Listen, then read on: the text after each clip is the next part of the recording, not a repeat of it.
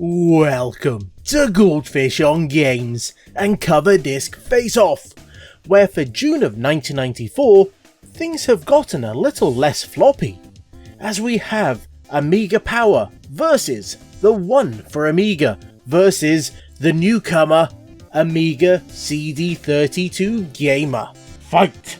Starting with the One For Amiga, it has 2 cover discs containing 2 demos and 3 PD titles.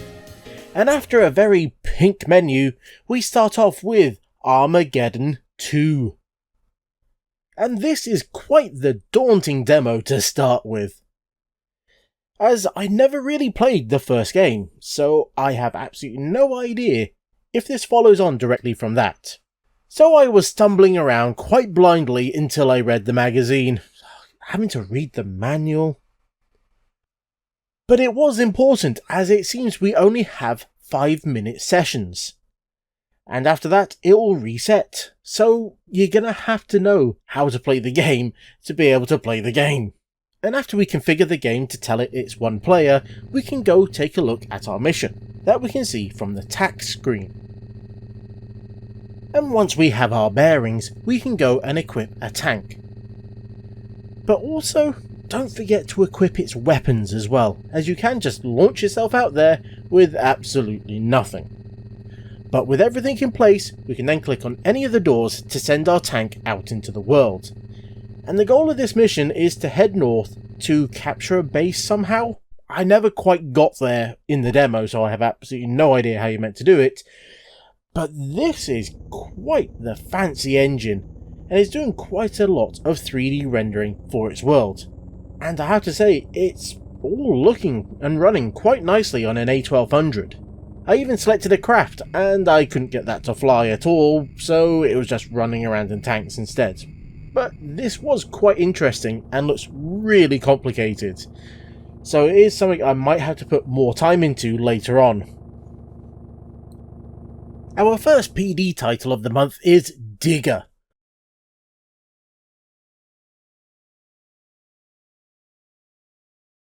which very quickly shows its inspiration, as it's a Dig Dug clone. But one that I feel is a little bit too rigid to a grid. So its movement, it feels really quite clunky, and it doesn't always go where you expect. And those baddies can move quite fast, so it's even more of a challenge than the arcade original. But I think it's got everything you'd expect from a Dig Dug clone. You can dig into the ground, you can use your pump to inflate and explode the enemies, or if you're very good, you can drop boulders on them instead. Can't really say too much about this one. It works, but it does feel a little bit basic.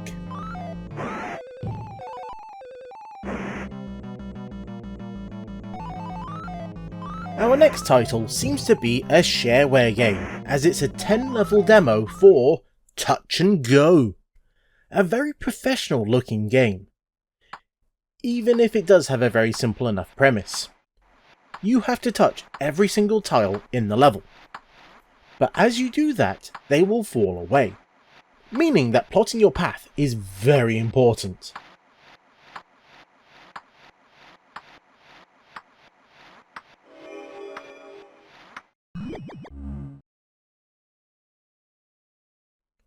Later levels do have tricks like reversing your controls, boo, boo. But they also introduce new types of tiles, which will fall away after different amounts of time. So this is where the challenge really comes in, as you'll have to really think about where you have to go to be able to complete the level. And some of them, well, I just got completely stuck on. And because you have a limited number of lives and you're timed, this means it's a little bit more annoying than I think it really should be. But it is quite a nice game, done really well. The second disc has our second demo, which is Gulp, which for ease of description is a take on Lemmings. But this time it's fish, or at least fish-like things, as they come from an eyedropper in what looks like a laboratory setting. So they could be mutant fish for all we know, But what I do know after messing around as well as reading the magazine is that we have to guide these creatures to the exit. And to do this we have to give the abilities to the fish. Like at first we want to get this one to walk out of the water, who will then be promptly eaten by this Frankenstein style monster. To beat that, we have to use a second ability, the hammer, and that will kill it. Now some of the abilities will work on land and the other only in water.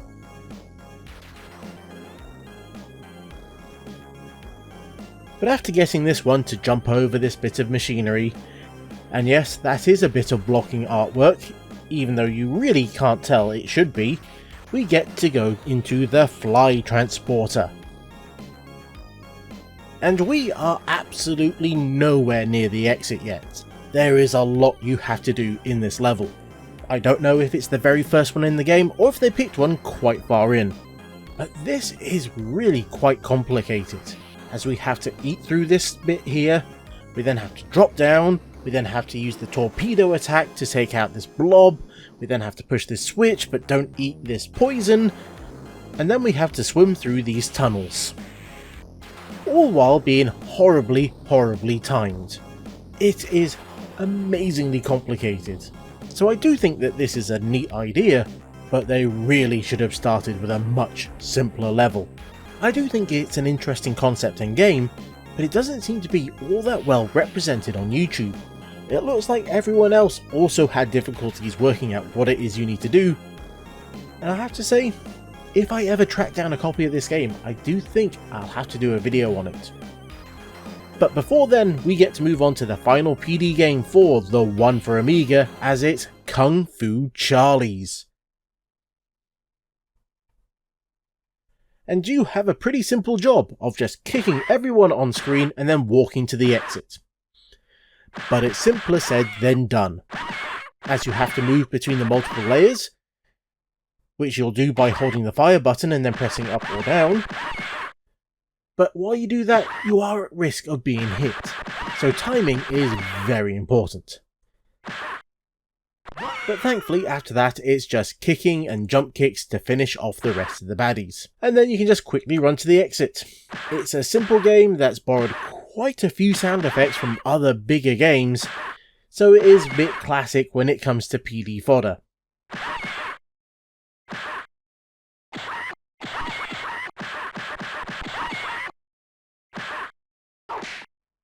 But I think that's pretty much the end of this magazine, so I think we should move on to the new mag on the block. It's Amiga CD32 Gamer.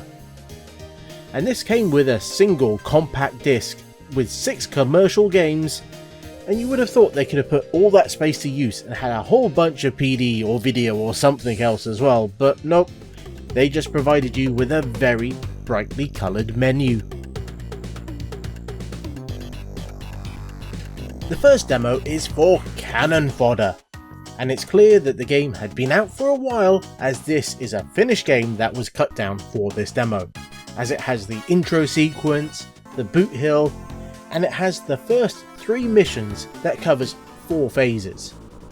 So there is a bit of content here for you to play, even if those early levels aren't the most difficult and won't take too long to complete. And so if you ever played Cannon Fodder, you will have played these levels before. But it does show you the jungle and Arctic biomes. But if you don't know anything about Cannon Fodder, then the best place to start is my video that I made for it. Yep, gotta get those plugs in. But basically put, you start a level with a number of objectives, which might be kill everyone or destroy all the huts, and then you have to guide your team around the map to go do those objectives. Now, being the CD32 version, you can either play with a mouse or the controller, and it will seamlessly switch between them, which is a very nice touch. But apart from some FMV that they promise that you'll be able to play if you have the FMV module, there really wasn't all that much difference between this and the original Amiga version.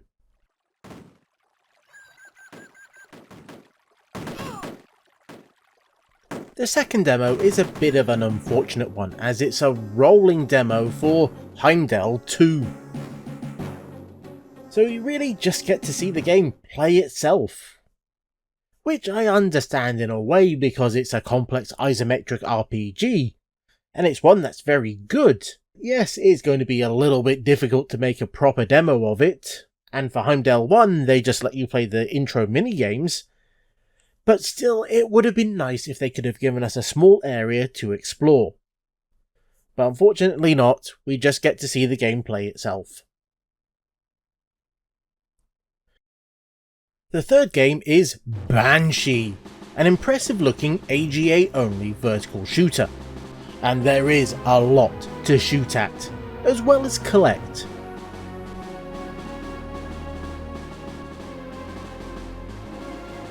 But unlike most shooters, there is no special attack.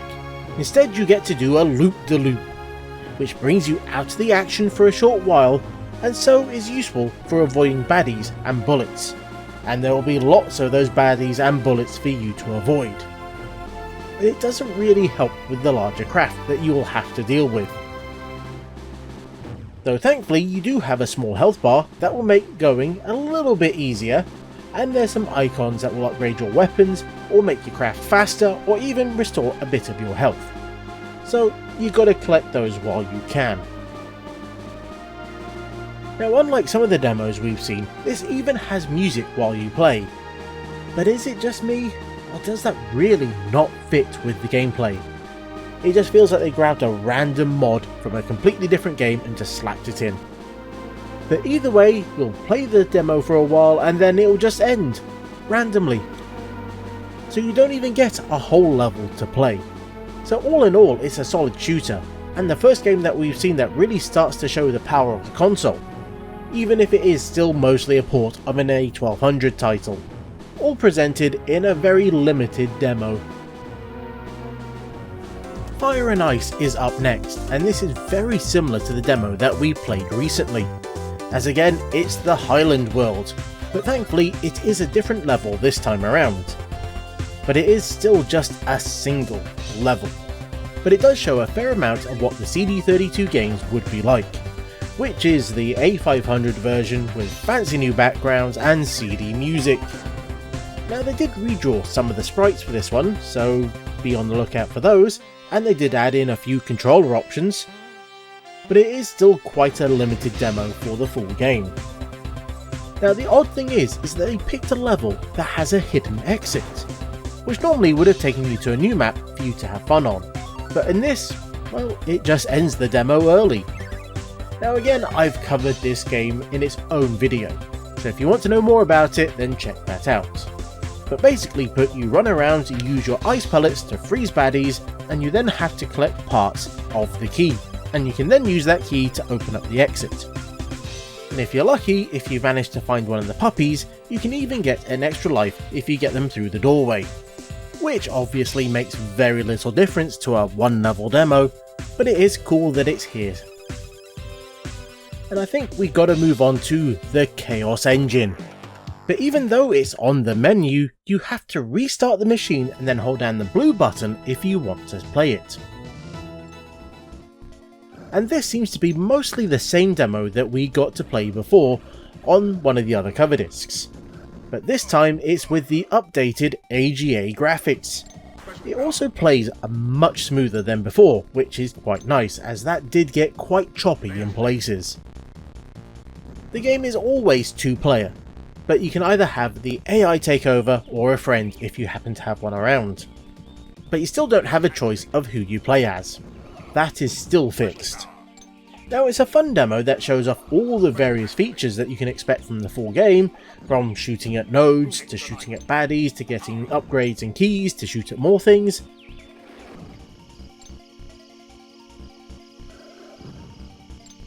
But it is the Chaos Engine, and it's a lot of fun, so there's nothing really bad that you can say about it. The final demo is another one that we need to hold down a button for, as it's ultimate body blows. And Team 17 would like to remind you that they do have other great games that are also available. But eventually they'll let you get to the main menu, where it looks like there's quite a lot for us to do here, but most of it doesn't work. So all we really have are the options and a 1 and 2 player mode, which is better than some of the Body Blows demos that we've seen. But in keeping with the menu, there seems to be a lot more choice for your character than there actually is, because really it will always select Junior for player 1, and then Danny for the second player. Now in single player mode, the AI will be able to just hand you a complete beatdown, unless you change their AI skill down low, real low. But even then it will get in a lot of hits. Now amazingly, there does seem to be a controller mode that will make use of quite a few buttons on the controller. Even if it is mostly moving those single button actions around it. But you can play in the original style if you prefer that. So you have supers that are triggered by holding down just the single button. Or in controller mode, you still have to hold down a button, but it's now a different one instead. And that will launch after a short charge as special attack. And each time you try to do that, it will get longer and longer. Now I'm not sure controller mode really helps all that much, but it is interesting that they put it in.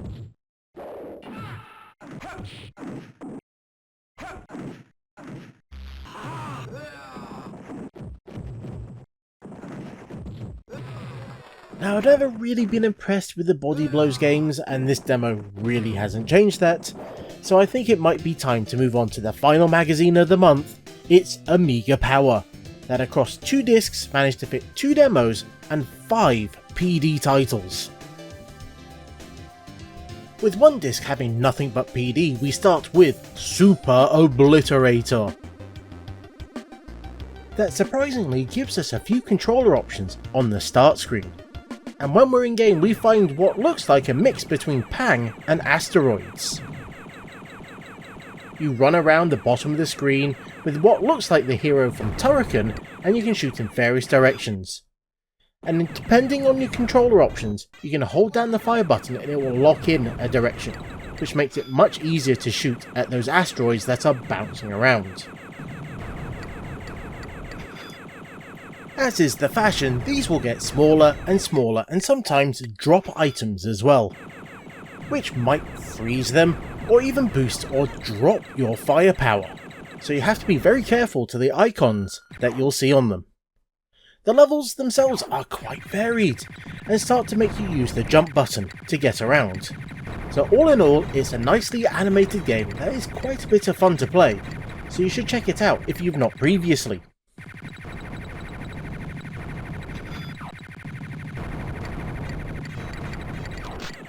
The second title is one we've seen previously, Atom Smasher.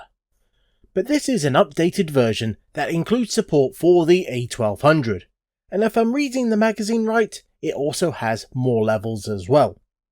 And they even helpfully printed the password to unlock the level editor, as well as a cheat that lets you access all the levels.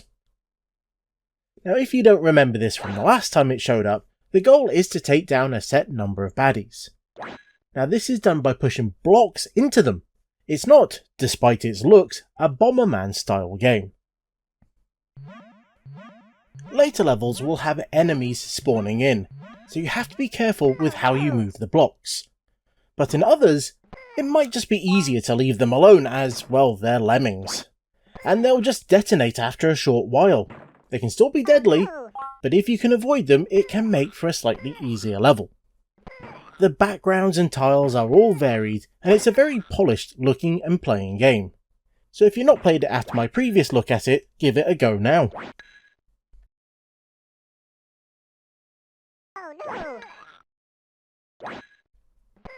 The third title is Vector Battleground, which is inspired by those Vector games of old. But it's annoyingly a 2-player only game. And it's a simple one at that, where it's just 2 tanks in an empty arena shooting at each other.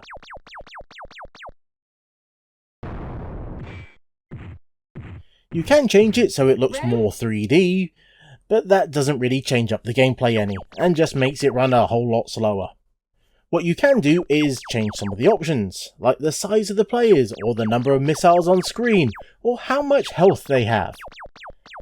And I can see this being fun for a short amount of time with a mate, but it feels too limited to really have any long-term appeal. Which is a shame, as they obviously put a bit of effort into it.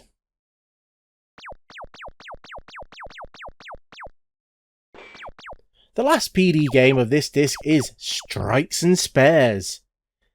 That with a name like that could only be a bowling game, and it's a fun one that uses the high-res mode. Now it looks like it's going for a more sim-style approach, rather than something, say, arcadey, as you get to place the ball and then you can set the amount of power and spin from the icons on the side, and then you're ready to bowl. And this is the only real skill part of it, as you have to time the arrow to point in the right direction. It's a fine enough version of bowling, but it's not one that I would really come back to. So let's move on to the final disc of the episode, and check out Amiga Power's first demo, which is for the Crash Test Dummies. We've looked at the SMS version in the past, but this is a very different game, as because this was on the 16-bit machines, and by law that meant the tie-in game had to be a platformer. And it's a pretty basic enough platforming maze game, in which you can collect spanners so you can throw at things, as well as find other power-ups. But being the Crash Test Dummies, but not the type that go it means that when they get hit, they will lose a limb, and that acts as your health system. Which I think is actually quite clever, more so than the rest of the game. It looks nice enough, but it's not the best platformer around.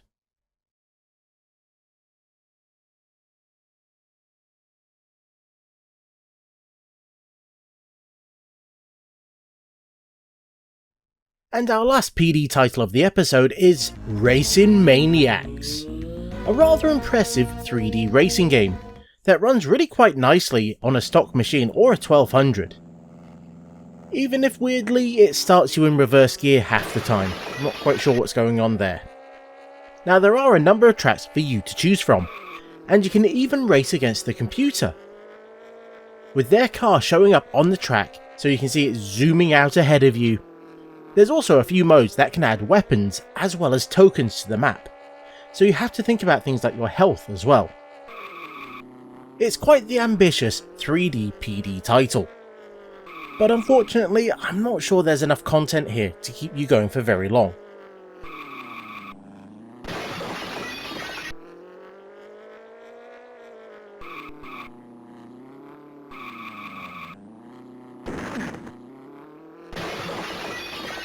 And our last demo for the episode is a bit of an odd one, as it's for the expansion pack for Syndicate, the American Revolt. But to play this demo, you'll need to have a copy of the original game, and you'll need to follow a set of instructions from the magazine if you want to check it out.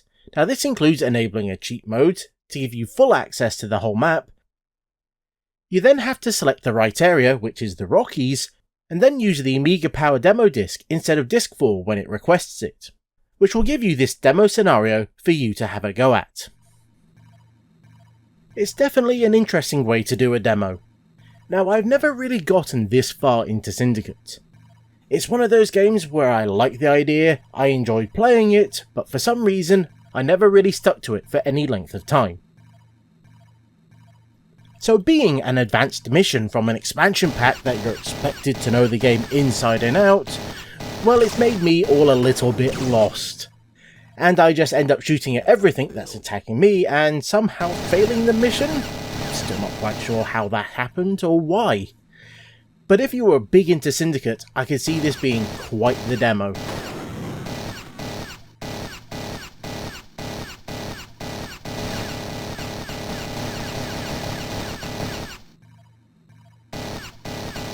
And with that, we've come to the end, and I have to say this is a pretty difficult one to judge. But I think in last place, it has to go to CD32 Gamer. While it had the most demos, They were quite short, and it was a bit of a wasted opportunity with Heimdall 2. In second place, I'm going to give it to Amiga Power. I wasn't too impressed with the demos, but it did have some interesting PD. So that means it has to be the One For Amiga in first place. It had some fun demos, as well as some cool PD that just gave it the edge. And as always, if you have anything to say about the rankings, let me know in the comments. Also let me know what you thought about including the CD32 Gamer magazine. Would you like to see more of that? And until next time, I was the Goldfish, and that was me getting Armageddon out of here, and this was Goldfish on Games.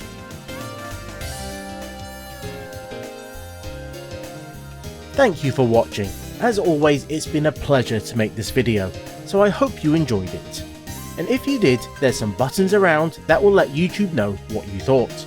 Or you could check out one of the 2 videos that you can see linked on the screen right now.